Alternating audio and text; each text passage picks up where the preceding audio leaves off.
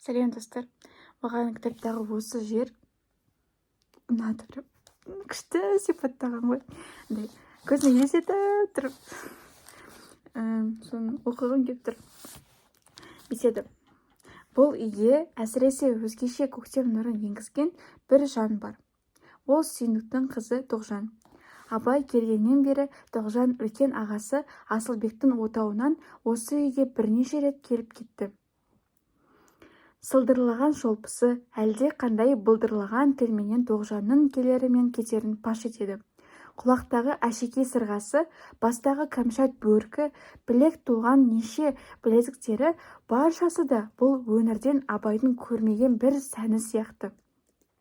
Толықша келген әппақ жүзді, қырлы мұрын, қара көз қыздың жіп-жіңішке қасы да айдай боп қиылып тұр. Қарлығаш қанатының ұшындай үп-үшкір боп самайға қарай тартылған қас жүрекке шабар жендеттің жебесіндей. Тоғжан үйдегі сөзге құлақ салып, не күліп, не қымсынса, сұлу қастары бір түйіле түсіп, бір жазылып толқып қояды.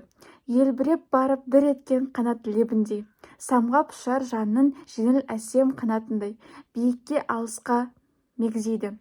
Абай көпке шейін Тоғжан жүзінен көзін ала алмай телміре қарап қалады. Қыздың көп кіріп шығысы қонақтардың қамы екен, дейді.